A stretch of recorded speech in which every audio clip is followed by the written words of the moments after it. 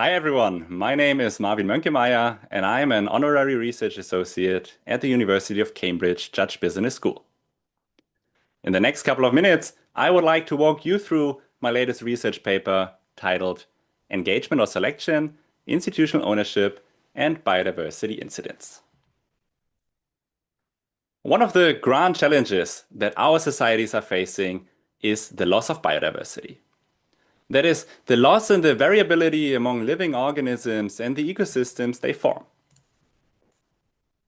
The Worldwide Fund for Nature has documented a decline in studied wildlife populations of more than 70% over the last 50 years.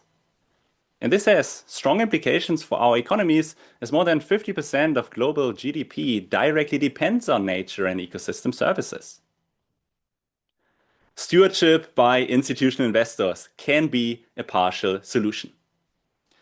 These are powerful investors that hold majority stakes in public equity in many countries around the globe, reaching levels of up to 70% in economies such as the US.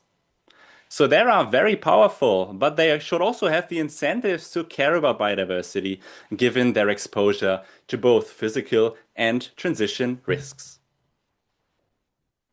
In my study, I empirically examine the link between institutional ownership and biodiversity incidents using a comprehensive sample of more than 8,000 public US firms over the 2007 to 22 period. I start by analyzing stock market reactions to biodiversity incidents, and these can be cases such as water contamination or pesticide drift, among others. I document large negative abnormal returns, both immediately around incident occurrence, but also at subsequent earnings announcement. And this indicates that equity markets do care about biodiversity risk, but they struggle to price them fully initially. The paper then moves on to the relation between institutional ownership and incident occurrence. Exploiting exogenous variation in investor attention as shocks to monitoring ability, I find that some investor types, especially long-term institutional investors, they do actively reduce incident occurrence by engaging in monitoring.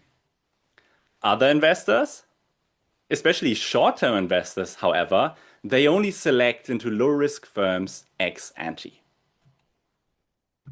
Finally, I analyze which governance channels are at play. I start with the exit channel and I find that those investors, those short-term investors, those that engage in selection, they divest when incidents occur. Monitoring institutions, on the other hand, so those long-term institutions, they stay. So how do they exert influence over their portfolio firms? I find they engage in governance via voice. Biodiversity-related shareholder proposals that are sponsored by such institutions are more likely to be withdrawn, and this indicates private negotiations with firm management. At the firm level, a higher frequency of those withdrawn proposals is linked to fewer incident recurrence. And this suggests a targeted governance intervention that is aimed at correcting misconduct of repeat offenders. So overall, my findings suggest that institutional ownership can reduce biodiversity incidents. But the effect is heterogeneous and depends critically on investor type and governance channel. I hope my work contributes to better understanding of how institutional investors can help address one of the grand challenges of our time. Thank you very much.